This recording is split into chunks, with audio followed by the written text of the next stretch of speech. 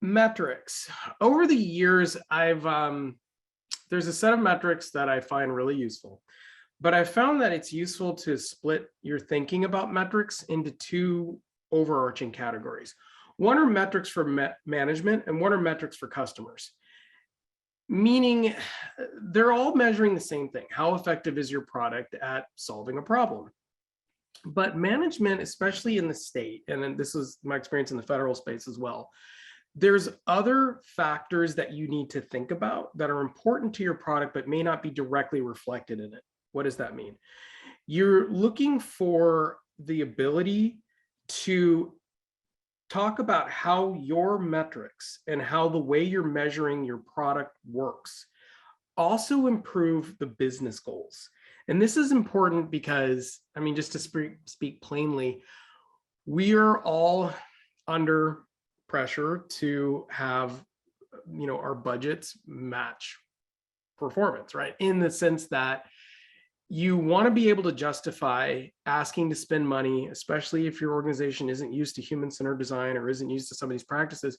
You're asking the organization to spend time, money, resources on things that may not be familiar. So you have to make them familiar in order for it to be, oh, I see the benefit of that. And this is a structure that this wonderful thought leader in design named Jared Spool, this is the way he talks about metrics. He breaks them into three topics. You have success metrics, progress metrics, and problem value metrics. The equivalent in organizational speak is your success metrics should be the same as your mission metrics. Now, those can be either department mission metrics, they can be your programs or your divisions or whatever, but there should be a set of metrics, whether they're explicitly written down or not. You should be able to find out what are we measuring or how are we saying we're achieving our mission or not. You want to make your UX success. Is our design making someone's life better? You want to make those metrics be the equivalent of your mission metrics. We'll talk about that more in a second. The second type is progress metrics, which are equal to milestones. So are we making good progress towards our goal? These are familiar if you've dealt with KPIs. These terms should be very familiar. The next one, problem value, should also be familiar, but I don't think we spend enough time thinking about this. This is what's the cost of the problem versus the cost of the solution or the workaround. And there's often times where we undervalue the cost of a workaround or we overvalue it. So for example, if it costs $1 million to fix something, they might, your organization might say, that's too expensive, we're not going to fix that. But let's say that problem lasts another 14 years. Now you've spent $14 million on a workaround that could have been $1 million fix the first time around. So sometimes you have to really think longer about the cost of the problem, the cost of the solution over time to figure out what that value really is. A little more detail, success metrics. Did we improve someone's life? That's what a designer always thinks about when they're designing a product. And if your organization is using OKRs, KPIs, BHAGs, or any of those other 5-year marks or a balanced scorecard, find out what the organization is using and then see if you can write into your product goals of an equivalent thing. So if one of the mission goals is we want to sign up 10 million Californians to this program every year, then your design goals should be, how do we make this so that it's easy for our 10 million target users to sign up? You can even go a little deeper. You can say, how can we ensure that they successfully sign up the first time they apply, a qualified applicant applies? So that's a really great design goal. You want to make sure that their first application, if they're qualified, they get through.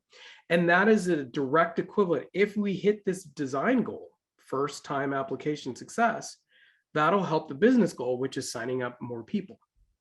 You might use some type of survey or some type of partner-driven survey, and that's totally fine. Just sort of find out what is valuable to your organization.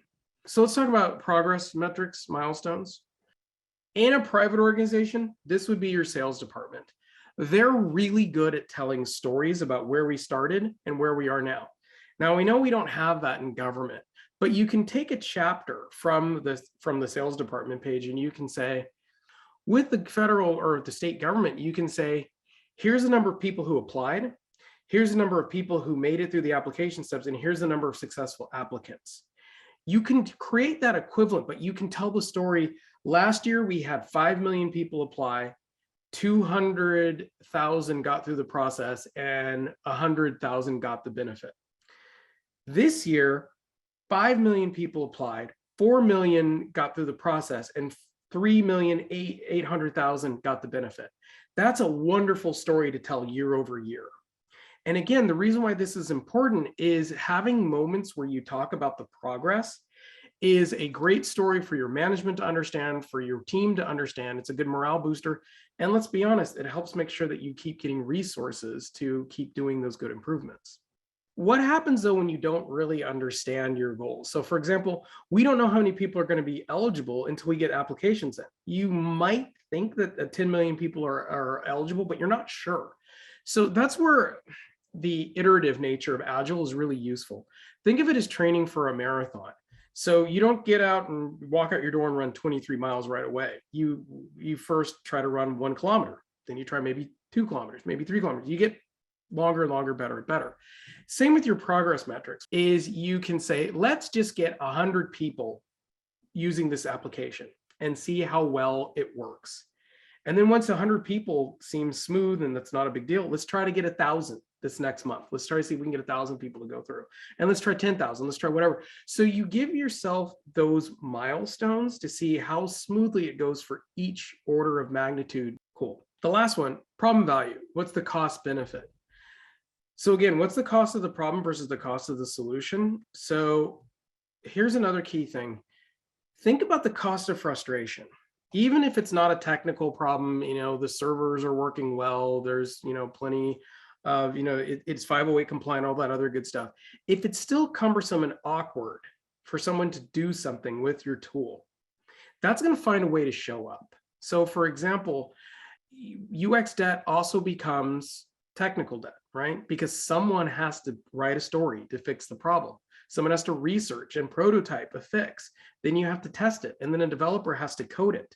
So UX, if you're like, oh yeah, we know this is a clunky interface, or there's more steps here, then we'll improve it later. Just remember that we'll improve it later is it actually has a cost associated with it. And you can calculate that as a product owner because you can see how much time it would take for the designer and the developer to fix a prototype problem and say it's going to cost X amount. We also have to understand in government, upset stakeholders is a cost. It may not show up monetarily, but sometimes you make decisions based on keeping people happy, and that's important. Here's a great example from Franchise Tax Board. They found out that the cost of their website visit is about 7 cents. The cost of interaction with the call center is $7. So quite a few orders of magnitude more.